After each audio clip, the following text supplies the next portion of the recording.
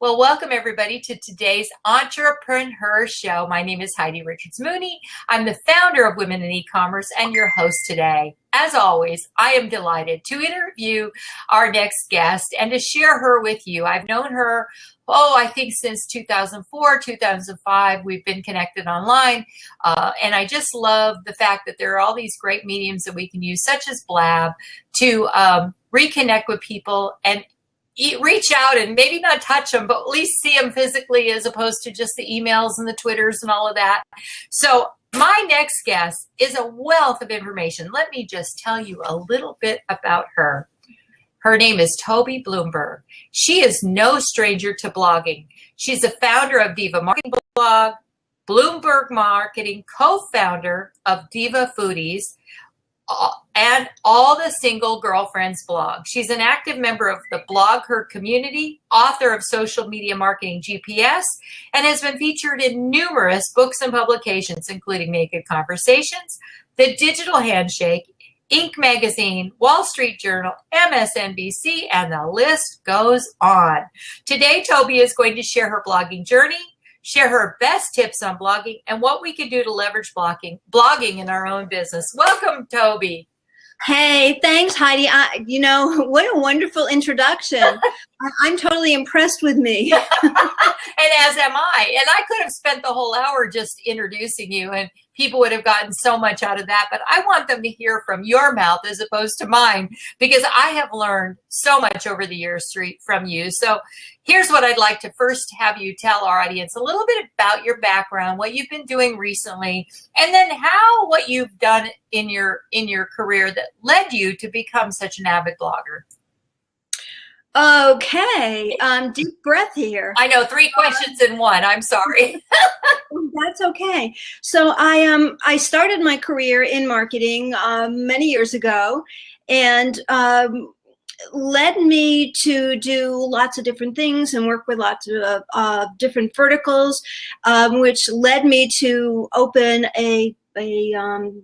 I guess you might call it a strategic consulting company. This is back like in the late 1900s. Shh, don't tell me about that.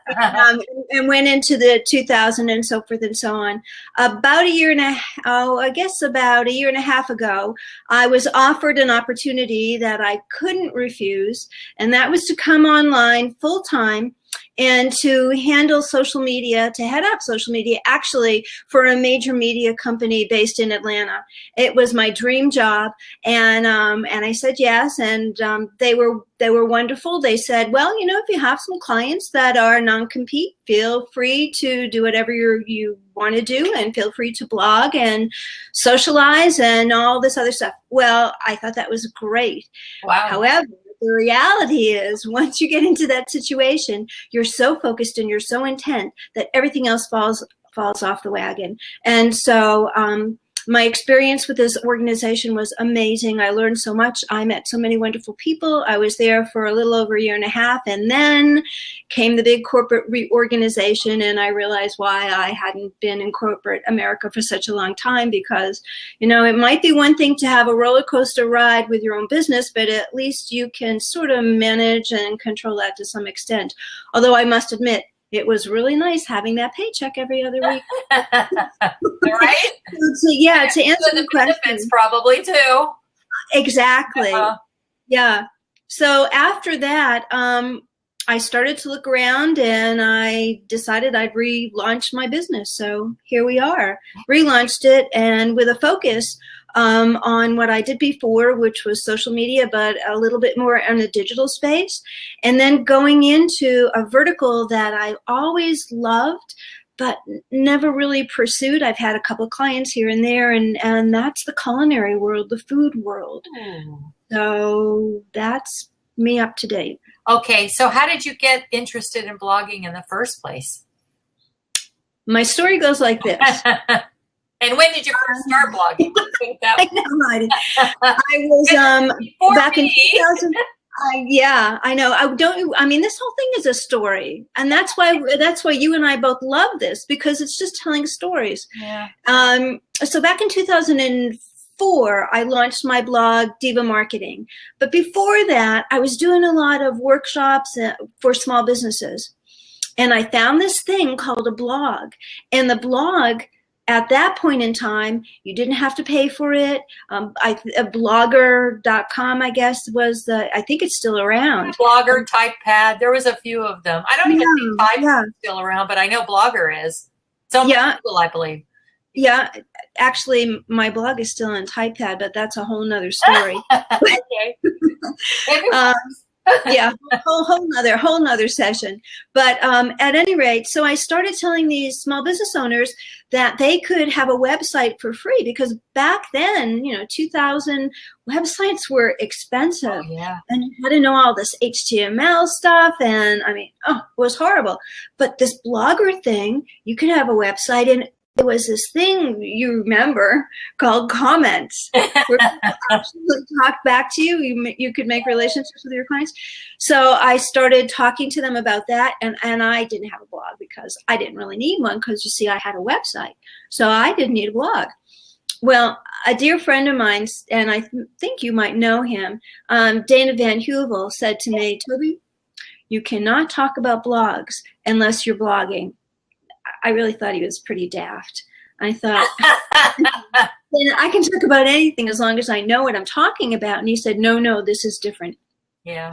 So that's when I launched Diva Marketing, because I decided I really needed to know about the logistics of blogging.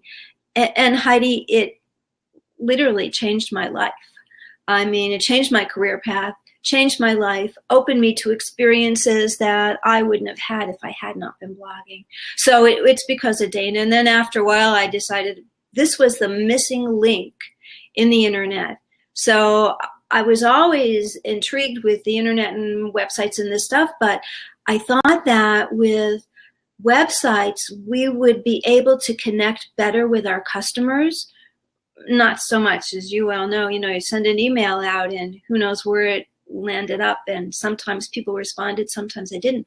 But with blogs, you had immediate accountability on the side of the brand, and funny as it may sound, on the side of the customer or client. And so all of a sudden, we could make real relationships with customers and clients that we never would have before. So that's how I started. Oh, and you're absolutely right. I think today blogging has become synonymous with websites, because so many people are building their blogs on a website, their websites on a blog type platform such as WordPress. All of my websites, with one exception, are built on WordPress. And the only reason the other one isn't is a full e-commerce site, and it really needed a more robust, safe and secure type platform. Even though I think WordPress is very safe in many ways, when you have thousands of items, I just found it to be a little bit harder for me to manage on a blog. So we converted to OS Commerce or something like that, but I think blogging for most people are, WordPress or whatever the flavor of the day might be, because, tomorrow could be something else. I'm not a fan of some of them like Weebly and all of those. I've had clients who've been on those, and we've actually had to convert them to WordPress for various reasons. There's nothing wrong with them, especially when you first start out, I think. But I think that, when you get more into it, you need something that's more universal. And so what do you think about that? As far as, do you have a preference of one platform over another? I've been recommending, and our Diva Foodies, the culinary blog website, we're calling it a digital destination. Ooh, I like that. May I quote you? Yeah, it's basically a blog with pages in back of it. How you person. But yeah, that's what we're using, and it's easy to use. And I'm very fortunate that the woman that is co-founded the site with me understands it and really likes the technology part of it. So her name is Marianne Richmond, and so she's handling the back end of it. But it's easy to do once you set it up, even for a non-tech person like me. So I figure if I can do it, anybody in this whole world can do it. That's me too. So it's divafoodies.com? Divafoodies.com. We'll repeat those toward the end, but I like to put the links in the site when we're talking about it, if anybody jumps in or has any questions. Okay, so how would you describe your blogging style? Because I know there's so many different ways of blogging. And maybe name a few of them. Yeah, I think my style is really, I call it conversational. I call it just talking. And when I started Diva Marketing back in 2004, and by the way, as of May, it celebrated its 12th blog anniversary. Yay! Yeah, whoever thought. I know. Yeah, I know. You're probably one of the longest standing, still running blogs, because I know there's very few people that have been around that long that are still around, you know. Yeah. That's awesome. Well, it's a little dusty and musty, but there's still current content on it. Not as much as it used to be. But I started it with a really funky voice because it was an experiment to me, and I really didn't think I would keep it. But people liked the voice, they liked the tonality. And so I throw in, because it was called Diva Marketing, I throw in things like girlfriends, and I'd make references to shoes, and it was at that point where Sex and the City was really sort of hot. So I throw in all those illustrations in some of my blog posts, and that's sort of how it took off. And now not so much. Now it's a little bit more, shall I use the word boring in writing? But it's still conversational. It's still just me talking to you and whatever I think might be of interest. So casual conversation, just talking to you style. But you're educating people as well in your conversations, am I correct? Yes. Every single post, or just about every single post, is an educational post. It's about something that I might have found along the way that I thought was of interest. It might have happened from a conversation I had with somebody. It might have been a concept that I was working on with a client that just seemed like many other people had the same questions. So yes. Yeah. Excellent. So then, why blog? I mean, what is the real benefit or benefits of blogging? I know you mentioned, that comments and conversation. Maybe you could expand on some of that. Yeah. So let's take this, Heidi, down two paths. Okay. So the first path has to be the benefit to the author, the writer. Because if the person writing the blog post doesn't see any benefit and isn't getting anything back, they're not going to continue. And actually that runs across a circuit in all social media. So just a little story. I was, this isn't blogging, it's Twitter, but we used to call Twitter mobile blogging, right? Or short blogging. Mini blogging. Yeah, we did. Yeah, before it really took off the way it did. But at any rate, I was working with a reporter in Washington, and the general manager wanted her whole entire staff to blog or to tweet or to do something to be active. And this guy said he didn't want to do it. And so I started looking at this. Yeah, what can I tell you? Journalists are a whole separate breed unto themselves. They are wonderful and I love them, but at any rate. So he started, I started to look through the stuff that he had online. And I saw that he had some amazing photographs, just incredible, that he's putting up on Twitter. And I said, why don't you just use this as a photo blog? And because he was out, he was supplementing their reporting with still photography. And so he said, that's an interesting idea. I never thought of that. I thought I had to write a lot, and I don't like to write. And that's why I decided it wasn't for me.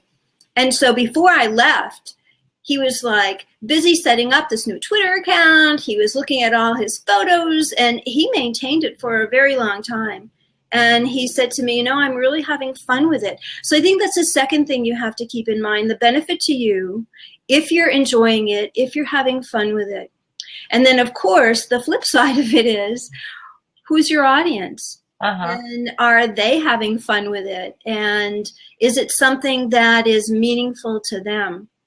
So two sides, you and them. And then what you create is you create a win-win situation. Excellent. I love that. I love the way you've described that, because it's not just about the bottom line, although it does benefit the bottom line. I think you have to think about the real benefits to people before you think about, how you're going to make money at it. I mean, we're going to hopefully, if we do the things right in the first place, the other will follow, because people will want to do business with you because they've learned about you. They feel like they're having a relationship with you as opposed to just some strange company that they found, through a Google search, if you know what I mean.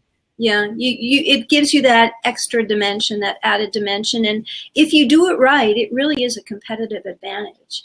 So we can circle this whole deal and put on a lot of marketing buzzwords, but bottom line, it really should be a marketing advantage to you. Absolutely. And it builds your credibility, expertise, the whole 9 yards. Yeah.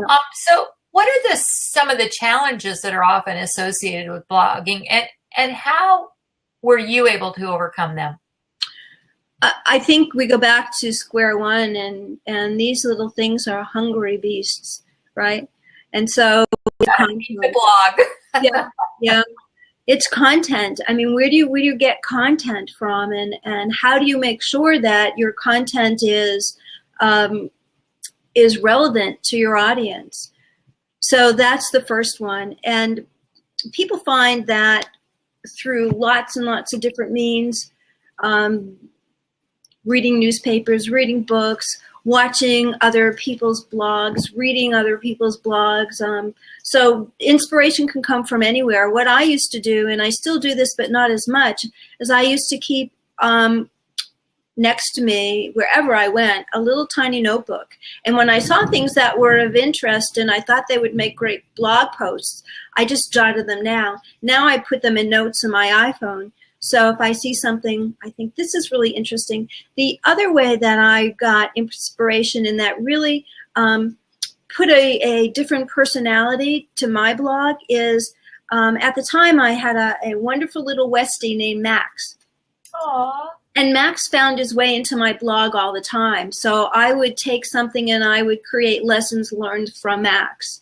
And so we would be going down the street and Max would be doing something and I'd have an aha moment and I'd say, okay, that could turn into a blog post. So, take a look at your pets, take a look at your spouse, your kids, and you don't necessarily have to incorporate them into your blog posts, but they might give you some ideas that you ordinarily have not thought about. Oh, so content, where to find content, and obviously time is a really big deal. And what I found was you don't have to write long, you can write short. And this is a great tip and benefit. Make sure you write, when you're writing blog posts, short, chunky website styles. So it's a paragraph that might be 1 or 2 sentences even. So your English teacher would not necessarily approve of this, but it's easy to read online. And then lists with bullet points. People like that, but they scan. When you read a blog, you're reading something online, so you scan. Yeah. And so make it very scannable. So that's why short is good. Yeah, I agree. Those long paragraphs, unless you're writing War and Peace and people are expecting that when they go to your website or your blog, you're absolutely right. Now, I think that there are always exceptions. Like I have fiction writers that I work with, and they insist that these paragraphs need to be 8 or 10 sentences long because they say it doesn't make sense if you take a sentence or 2 out. So, I just roll with it and let them, and they're building their audiences. It's just their style. So you have to keep your style in mind as well, because I happen to love Twitter because it's helped me become a better writer. I mention this on almost every time I'm on a blab or anytime I'm talking about social media, because brevity is something that a lot of people need to learn. And I think that it's helped me be a better writer, a better headline creator, because if you think about it, that's what Twitter is. It's all a bunch of headlines, headline after headline. And if you capture people right, you're writing them correctly. But I agree with you that the short, pithy posts are much better than those long, drawn out. And I happen to write a lot of long blog posts. And the reason I do is because sometimes that's how much it takes. And I know that the search engines love it. Even though, and they've done studies that people who are writing 500 to 800 words tend to have better traffic than the ones that are writing 100 or 200 words. So are there, in your opinion, any is there a sweet spot or number of words, or is it just depend? I mean, what's your opinion? I guess it depends on the topic, but I find that between 500 and 600 seems to be my sweet spot. I do have a lot of posts that are longer, and what I try to do is I try to break them up with visuals. And so you have a paragraph and then you have a visual, a paragraph and a visual, paragraph and a visual. And so your eyes don't get as tired, and there's interest, and maybe people will actually read it. Right. I think you're right. I think if you have more, I don't do enough of that. I don't add enough graphics. I always have one picture at the beginning and sometimes another one at the end, but I need to start incorporating more. When I'm doing a how-to, I will tend to put a lot more graphics in there, but I agree with you. So let's talk about, what are your top 3 tips for blogging efficiency?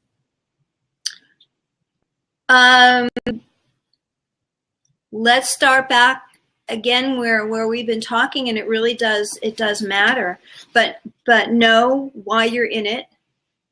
So if you don't know why you're in it, you're going to run around in circles trying to find it every time you write a blog post. Right. Doesn't mean you can't take another road or a different way. So if you're in it for the social media stuff, that's your topic, that's your focus. If you're in it for talking to women about women's issues, then that's your focus. You're probably not going to go off, but you might if you don't have that why are you in it deal. And then know who your audience is, or know who you want your audience to be, which might be 2 different things. So you might start in one direction and decide, oh, I'm getting all of these. And this happens to us in the marketing social media world all the time. We tend to get followed by other social media marketers, by other digital marketers. Yeah. But they're not the people who are going to buy from us. They're just exactly. So how are you going to get the customer that you want, your client, whether that's a small business owner or a large brand? How are you going to get them involved? So think about that, which goes back to number 1, content. And then we talked about short, but the other thing that I want to mention, and I don't know if this is the right time or not, but the content that you're writing is really critical. That sounds so, of course it's critical, Toby, because there's nothing else there. But what I have been calling this is, Heidi, is now I care content. And I learned this from a news director. And the more that you can focus on now I care content, the better things are going to fall into place, the more efficient you are going to be in the long run, because you're going to be concentrating on content that gives you results. So let me tell you exactly what that means, at least to me. I was sitting in a news meeting, and where reporters pitched the news director.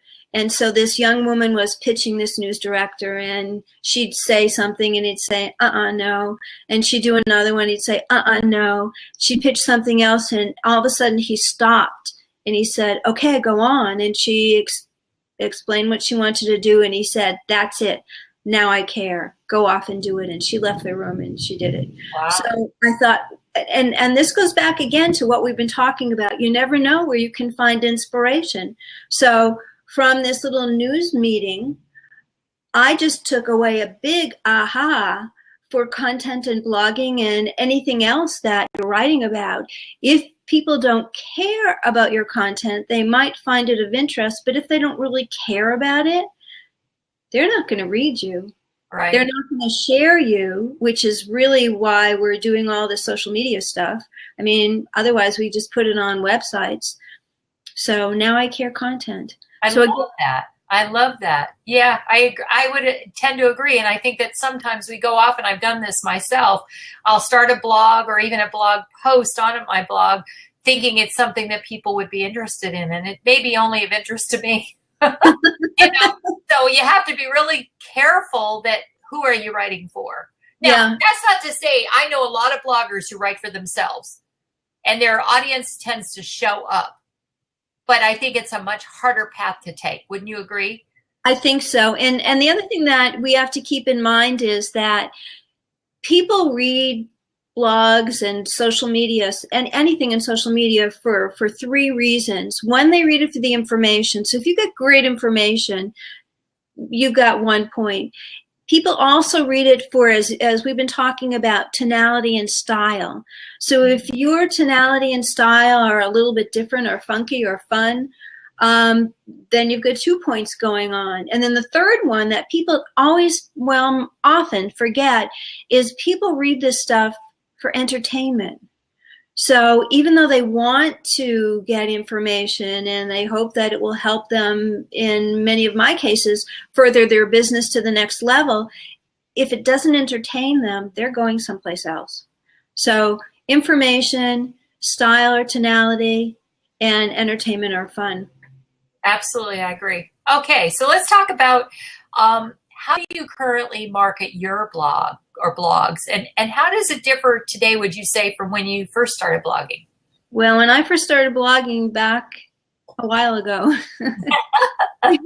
Facebook was really hadn't begun opening up to the rest of the world. Right. Twitter wasn't around, remember? I do. This wasn't around. LinkedIn might have been just coming up, but not so much. So the way that I used to do it is I would post on other people's comments. And do you remember something called backtracks? Do you remember those backtracks? Yes. Yeah. Okay. Look it up in Wikipedia for those folks that are new to blogs and backtracks aren't there any longer. Uh-huh. And then email. So we used to email. So now what I do is I post on every single social network that I'm currently active in. I also post on personal social networks because some of my friends are in the business and some of my content might be interesting to them. So I might post on Facebook, I'll post on G+, I'll post on LinkedIn. Sometimes what I'll do is I'll take my blog post and I'll make it into a shorter version, and I'll post on LinkedIn. What are their blogs called? I don't remember. Yeah. Yeah. I'll post it on a LinkedIn. Pulse. Right. Pulse. Yeah. I just posted a Pulse today, and I couldn't think about it. Anyway, go ahead. Yeah, I'll post on Pulse with a link back to my larger or longer post. What else? That's a great strategy. All this stuff. Yeah, and then I'll also text. So if I think that there's something that a friend might be interested in, I'll send a text and a link. Excellent. And I like that. I like, and texting, I think that's something that not enough of us do. I'm sure you have to know your audience in order to know if you're going to send that text, because texting can be a little bit interesting if you do it, and then people get a little upset when they get all these. Yeah, it can be intrusive, and then they won't answer your texts anymore. Exactly. Same thing with direct messaging on Twitter and messages on Facebook. Sometimes they don't see stuff coming in from your stream, but I am so surprised how many people don't check it. And I have to say I was guilty of that on Twitter for a long time, because all I was getting was a bunch of spam on Twitter. Like it would be these automated posts. Thank you for following me. Here's a link to my freebie or something like that. Yeah. I don't say there's anything wrong with that, but it seemed like that's all I was getting. And so I stopped really paying attention to direct messages. Then I realized, there's a lot of people like you who we direct messaged a lot on Twitter. I have people who use Facebook. So when I had the conversation with you and invited you here, I realized it was Twitter that I had used. So I better make sure that I'm checking Twitter to get any questions. Yeah. And so that's a really good point, about the direct messaging. I want to talk a little bit about comments. Well, I should say you may have another more to say about the marketing. So how you market today before we I guess that's pretty much it. Okay. So let's talk about comments, because you mentioned about when you first started and you would, post comments on blogs and stuff. And I know that for a while, people were suggesting to turn comments off. In fact, for quite a while because of all the spam that we were getting. And I know I did for quite a while. Now I'm reading people like Michael Hyatt and Darren Roos. A lot of them have turned their blog comments back on. So what do you think about, first of all, turning them off as opposed to on? Obviously, I can't imagine why anybody would turn them off other than spam. But that whole notion of blog comments and maybe delve into it a little more, why it would be a benefit, as well as to comment on other blogs. Yeah, well, first of all, it builds community. Yeah. And so that's the number one answer, I think. But then it gives people a sense that, oh yeah, somebody's read this and somebody else is interested in it, so maybe I might be too. So it gives you a sense that it's been shared and people appreciate what you're doing. As to turning them off and on, most blog programs have a spam filter catch or something that you can review before you approve. So unless you're getting a ton of really great comments, and I would just turn that on if you're concerned with spam. The sad thing about it is, at least I think, is that not a whole lot of comments are happening the way they used to, say 6, 7 years ago. And I think it's because we have so many different options on responding to people. So I might link to a blog post, but I might comment on Twitter. And so I think what I'm seeing that we're missing is oftentimes that conversation between the author and the audience doesn't happen the way it used to. Much as we might try, I think we're losing some of that. Yeah, and it's probably because people are really busy. I don't know, but I think there's a lot of benefits to commenting on blogs. Maybe you could talk about a couple of them. Well, again, the sharing part, the fact that if you're going into a store, chances are if the store is empty, you're going to bypass it. So the same thing with a blog post. If you see other people who have commented, and every once in a while, somebody will leave something that is a tip or something that extends the content that you've written. Good for you, good for your audience. And I think that obviously the link part for the person that is writing it can't hurt. It's an external Google link. Absolutely. But what would be a good tip for someone who should be leaving comments on these blogs that they're reading? Write about relevancy. I mean, your comment has to be relevant to the topic of the blog. So if we're writing about Twitter, you're probably not going to talk about direct mail, or you shouldn't talk about direct mail if we're talking about Twitter, unless you can bring it back to which I suppose you could if you're, So putting thought into it as opposed to saying, hey, nice blog post, which is nice to know that they're reading it, but obviously there's not a long-term benefit to a post, in my opinion. I don't know. I mean, if I take the time to leave a blog post, for instance, I want to add to the conversation in some way, whether it be, I've tried this, it worked, this one didn't quite work for me, but I appreciate your viewpoint because maybe I'll try it, and let the author know you've actually read the article, because a lot of times people leave comments and I know they're not reading it, or they might read the first paragraph and, yeah.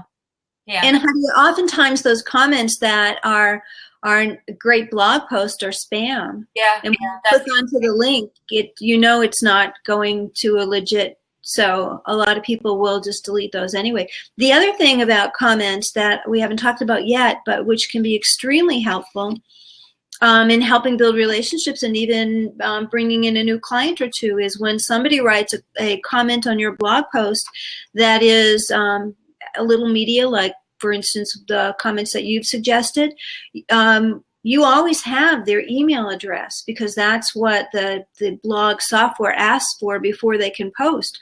Why not send them a personal email saying, thanks for your post, thanks for your comment, and continue that conversation. I wouldn't necessarily pitch right in that. Yeah, right. But it could open a door for you.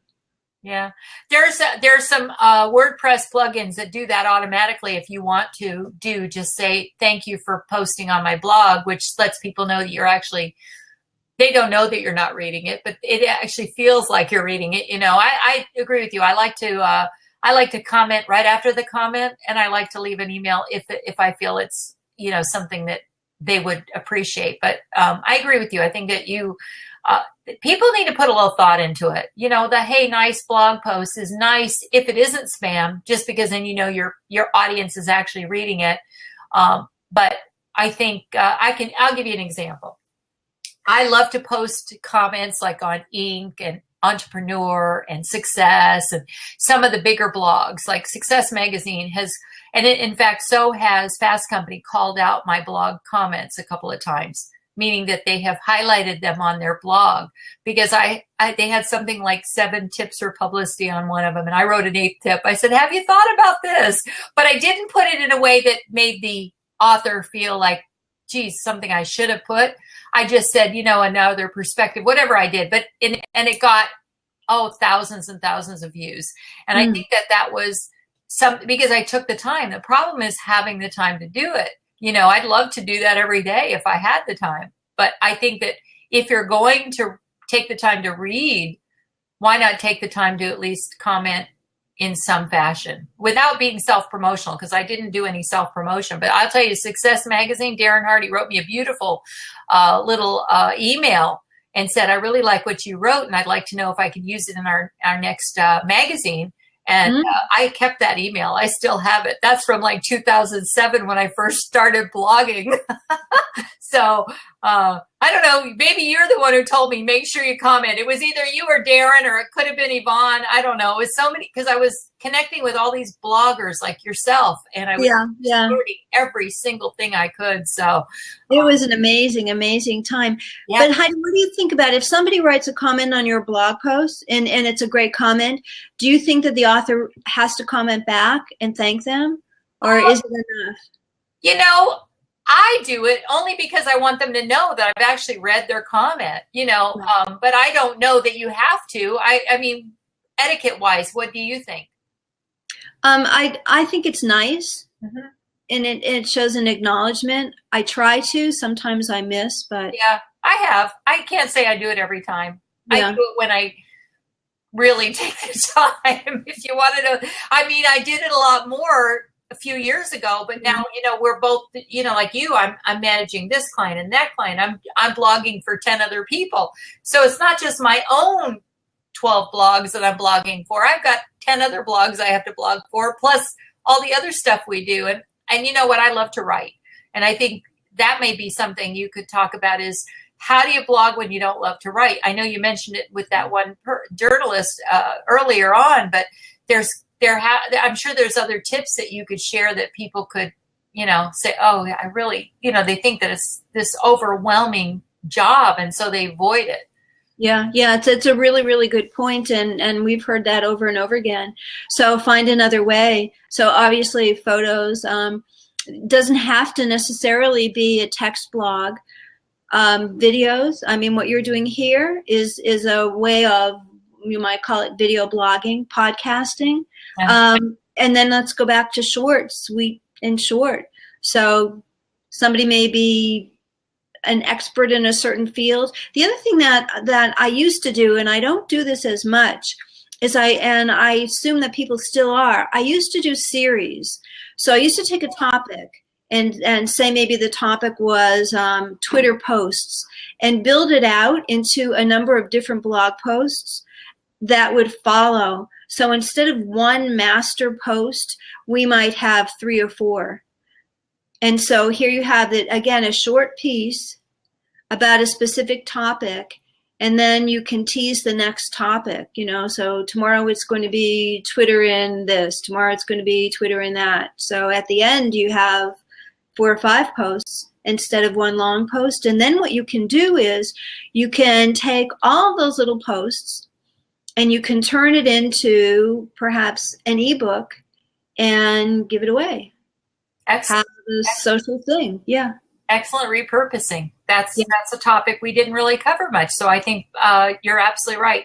Let's talk about your blogging journey again for a moment. I want to know, what was your first big break in blogging? In other words, what would you say was the catalyst or the single thing or the one thing that got you noticed by the media? All right, this is going to sound really strange, and I don't really recommend it. Okay. My very first blogging client was a company here in Atlanta called Gourmet Station, and it was one of the very first e-commerce sites for food that was a gifting solution. And so the owner was amazing. She since sold the company. And she wanted to do something a little bit different, and so she agreed to blog, which was, let me tell you, I was in seventh heaven when that one came about. It was amazing. But she didn't want to do it herself. And so back in those days, you were not supposed to blog for anybody else, especially if it was the CEO of a company. They were supposed to do their own stuff. Right. So that's another whole story that we can talk about at another time. But Donna decided that what she would do is she had a character called T. Alexander or J. Alexander, can't remember. And the character was, she had an email marketing program, and the character went through the email marketing program and introduced different types of foods and promotions and this and that. And so she said, let's have J. Alexander or T. Alexander be the spokesperson for the blog. Oh, I love it. And I said, okay. And we didn't know if it was a man or a woman. She didn't either. She never came out and said. It was just a name. And then there was no visual image. It was just a name. And so I said, we have to be very transparent about it because that's what you need to do. And we have to make sure that these people know that it is a character. Back then, people called it fake blogs. Tris Hussey, do you remember Tris Hussey? Uh-huh. Hussey coined the term character blog. And so we have to make sure that it was a character blog and people knew about it. So we wrote this whole thing about who this character was and why we were using it, and that Donna might be blogging, or I might be blogging, or the agency might be blogging. Whole thing, very, very, very, very transparent. We even put something up on the blog itself that said this was a character blog. So totally transparent. Well, as chance might have, it got picked up by a relatively small blog that was read by a lot of very, very influential PR people. Ooh. And all the author said was, is this a new fake blog? That's it, nothing else. Didn't make a value judgment, just said that. Well, it got tossed around, and it got tossed around to some A-list bloggers. One of them was Hugh McLeod from Gaping Void. Yeah. Oh, wow. Yeah, exactly. Who blew us up. Totally blew us up out of the water and said, how can you do this? You know, this is fake. Don't we have enough fake things going around? And, oh my gosh, you know, so I had a little taste of that. And I called Donna up immediately and I said, this is what's happening. We can take the blog down. What do you want to do?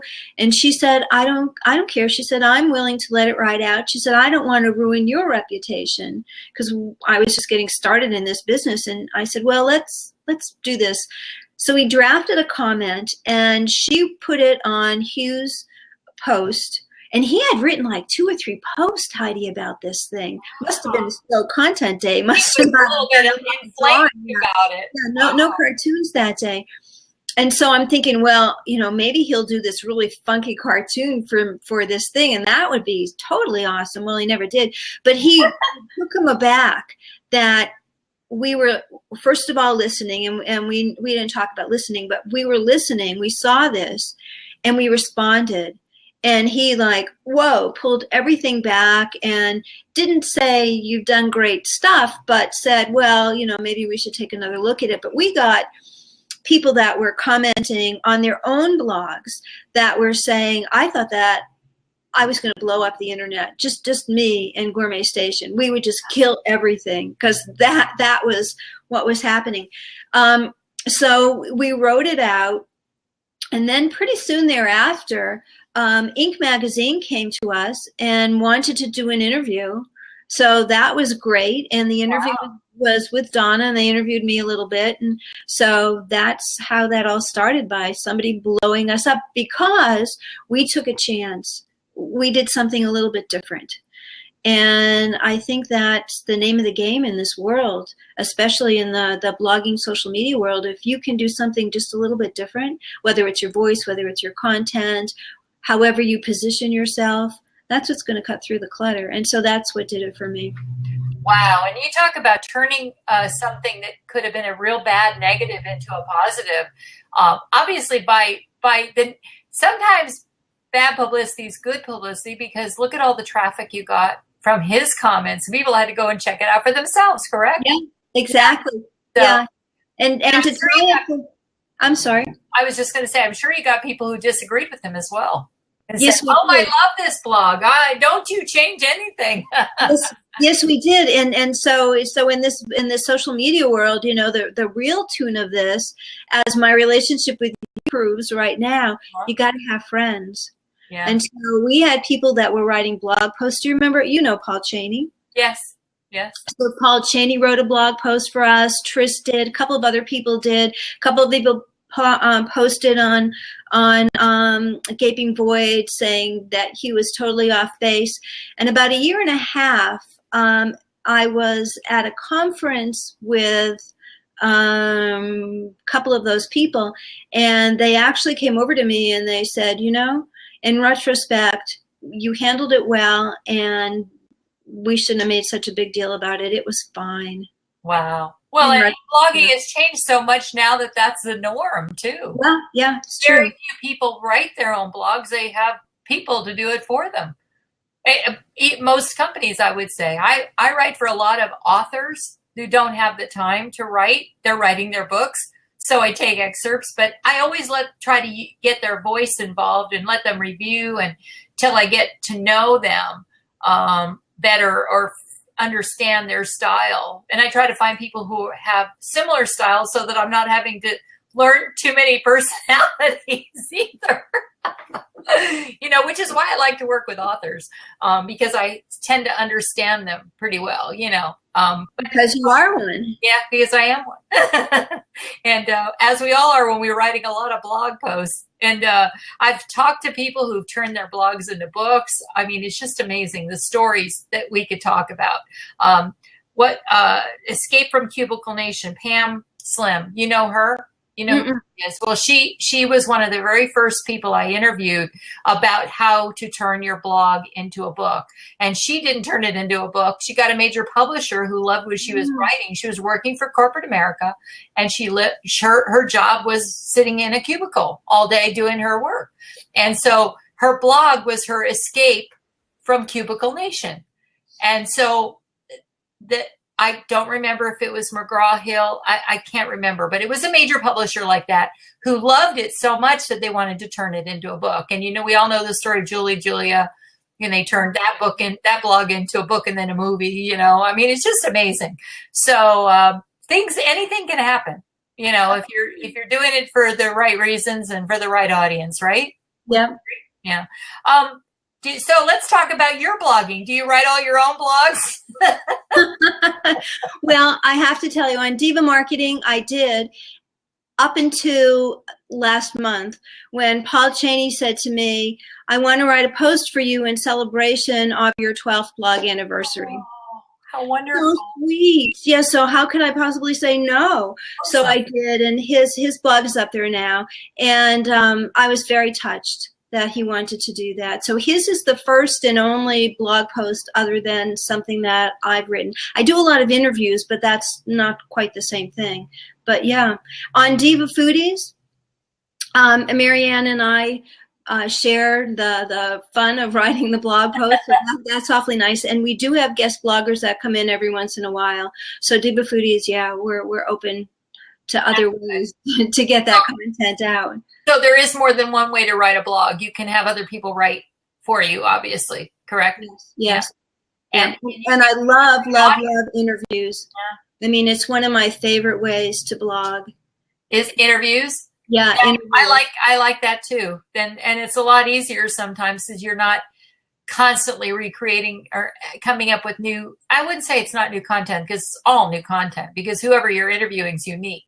I know that I've interviewed 50 some women, and even I've talked to probably 20 different branding experts, but they all have different perspectives and different experiences and different tips. So I think that's what makes it so fun. You know, for me, I'm a real blab-aholic at this point.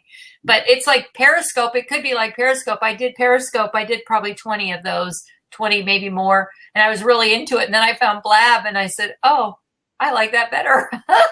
The only thing is, I got to put makeup on every day. Yeah. Periscope, I didn't necessarily have to if I was doing a tour or something, you know. Anyway, but they're both fun. So tell us about your blogs, the type of content, you know, if you want to talk about each one of them a little bit, and how you find and, of course, create the content. Okay. Well, for Diva Marketing, it started out as a branding blog. And now it is really, I'd say, probably 90% social media, digital. Every once in a while, there's something that's a little bit different, but it's all really focused on that, hyper-focused on that, to be honest. On Diva Foodie, it's a little bit different.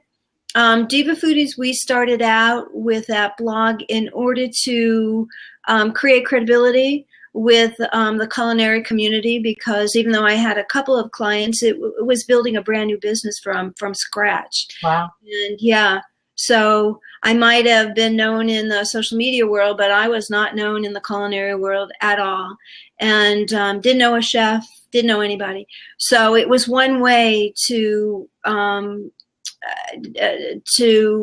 begin to create content for those people, and again, to take a step into that world. So we started out with tips, we started out with trends, we started out with, and by the way, of anybody that's new to blogging that might be listening in, don't think that the way you start your blog is the way you're going to end your blog, because it's an evolving process. Right. Even on a short-term basis. So we started out that way, a couple of recipes here and there, and then we hit on something, and again, it was all a foundation to build a business. And I started listening to the culinary world on Twitter, and there's a huge, and I understand there's a huge blab culinary world, according to Des.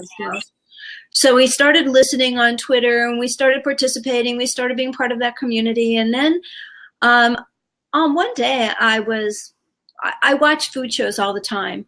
So that's nothing new for me. But I was wondering if perhaps people were live tweeting any of these food shows like they did with The Bachelor or Scandal. And I put in a hashtag of one of the shows, and oh my goodness, all these people were passionately tweeting.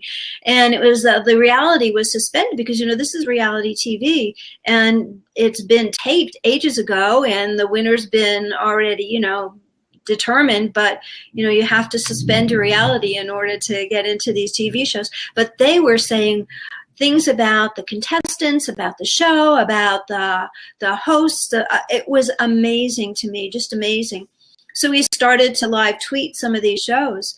And then we started to live tweet the chefs that were part of the shows, and realized that nobody was live tweeting the chefs, and that they didn't have a platform where they could go back and tell their stories. They had the networks, or they had their own, but nothing where they were really building audience and community. So we started a tweet chat, and it's the first and only tweet chat that brings TV chefs and their audiences together in live conversation. And what's the hashtag? Food TV chat. I'm writing it down here for. And it usually happens on Thursday. We've been a bit remiss for a while, but it usually happens Thursday nights at 7. And what we realized was that we could create win-win situations. And getting back to the content question on the blog, what we do for these chefs is we write 2 blog posts, which helps us with the content, gives us a little bit of different content, helps them with their promotion, and helps them build audience. So we write one that is you might call it highlights of their career. And then the next one is we take the tweets from the tweet chat, Heidi, and we actually format it in an interview. Wow. So the tweets become the interview, and then, of course, we socialize it out. So that's the last bit of content that we're doing. Oh, and one more. On the food blog, I hooked up with some amazing people I'm in Atlanta, within the Atlanta market that are food bloggers. And I should have done this like 20 years ago. It was so much fun. So they get invitations to restaurant openings, or people want them to come in and taste their food, and they ask for a blog post and some social tweets. And so, that's not so bad. That's not bad at all. Yeah. So, part of our content is also that as well, fulfilling those obligations, but they're interesting. So a couple of weeks ago, I had a personal tour along with some other bloggers of a grocery store called Sprouts, which is an organic grocery store, and it was amazing. It was really fascinating. So I always take the approach that I'm not pitching, but I'm there to explain, and I think it's that education slant that you mentioned back with Diva Foodies. It's the same thing. So how do you connect with these chefs, the stores, the restaurants? Do you reach out to them, or do they reach out to you? A little bit of both. For the chefs, especially for the food TV chefs, we reach out to them. And it's all on Twitter. Every single relationship that I've made with a chef has been on Twitter. And so we build those relationships, and then after we've developed some sort of a trust with them, then we ask them if they want to come on and host the show and tell them what we'll give them and how we'll promote them. And so, yeah. And they're probably thrilled. What? They're probably thrilled to do it, correct? They sure seem to be, and every single one of them has thanked us and told us that they've had such a good time. And it's a little bit different than any other tweet chat that I've seen, because it's an interview within an interview within an interview. So most tweet chats, are vertical or horizontal. Right. There's a topic that is put out, and everybody tweets against the topic. Well, here we have actual questions that the chef answers. And so do the attendees or your audience that are in the tweet chat, do they ask questions as well? Yes. That's where the interview within the interview comes in. Okay, so there's a lot of components, a lot of stuff going on in there. Yes, it can get very, very chaotic. Yeah. But in a good way. It sounds wonderful, because I love tweet chats. I love attending. I've hosted a couple of them. I find them to be a little overwhelming, so I prefer to attend and be a guest, and I find that being a guest on a tweet chat, another little tip here for anybody listening, is also a great way to build your own audience, because if you are commenting thoughtfully and asking good questions or giving good responses, people tend to want to follow you. And I know I've noticed after a tweet chat, my followers go up considerably, depending on the number of people in the tweet chat. But if there's a couple hundred in the tweet chat, I would say 25 to 30% follow me. If they hadn't been already. Yeah. So it works out really nice if you can do it. You just have to put the time aside and find a topic that you're interested in. Most of the ones I attend are usually regarding writing, social media. I'm going to have to start watching your food TV chat, though. I'll let you know when the next one is. We're working on a couple of chefs. Oh, wonderful, wonderful. Okay, so we are out of time. So what I'd like to do is we're gonna have to have a part 2. So let me ask you this last question. Actually, there's 2 more. What one bit of advice would you like to share with our audience that you have not yet talked about? The word is intentional. Be intentional. And I had never heard that word before in a business setting.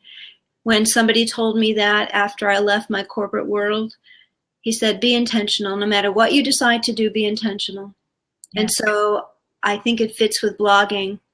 It's you might use the word focus instead, but I think it's even more than focus. So be intentional. Excellent, excellent advice. What's next for Toby Bloomberg? Trying to get this food business off the ground. More chefs. We're in the process right now of putting together a webinar series for these people. Eventually, what we'd really like to do is work with them and work with the networks in helping these chef contestants understand how best to use social media, because some of them don't. And I understand now that some of the networks are asking these people to tweet along, and they don't know what they're doing. But yeah, tell by the way they tweet, the type of comments they make. They don't understand the medium, and that's okay. That's where education comes in. That's right. And I mean, why should they? I mean, they're chefs. They're not social media people. So, if we can help them out along the way, then that would be fantastic. Oh, how wonderful. And you're providing a wonderful service. So how can our audience get in touch with you? What's the best way to connect with you? And if you want to tell me the URLs, the website, the emails, whatever, you tell me and I'll start typing. Okay. The social media blog is www, of course, divamarketingblog.com. And the food is divafoodies.com. We're trying to maintain the brand. And then at Toby Diva for Twitter and at Diva Foodies for food. And if anybody wants to get in touch with me, Toby at divafoodies.com. And did you say at Diva Foodies for Diva for Twitter? At Diva Foodies? Yeah, at Diva Foodies. Toby Diva was the first one, correct? Right. And then what was that email again? Toby, Toby, at divafoodies.com. Okay, awesome. I just want to say thank you. I wish we had more time because I had a lot more questions. It's been a blast. Thank you so very much, as always. And thank you for teaching me about Blab. Yay, yay. So I've taught a lot of people. I'm very excited, and especially when I can teach you something, because I've learned so much from you over the years. So I feel like it's wonderful when you can give back, and I absolutely love all these new toys, these new online toys. We could talk about those for hours. I spend a lot of time just looking for new stuff. I haven't mastered a lot of them other than Blab, I think. So again, Toby, thank you so much for being on our show today. I want to close by just telling everybody thank you all for watching the replay or paying attention, watching the live recording. You can find us on EntreprenHers.com, and you can find our Blab channel on the EntreprenHerShow.com. And of course, make sure you connect with Toby at Diva Marketing Blog, DivaFoodies.com, and of course on Twitter. I think, Toby, you're on Facebook and LinkedIn and all of those, right? Yeah. Excellent. Well, thank you so much. Have a wonderful day. Thank you. We'll talk to you later. Bye-bye, everyone.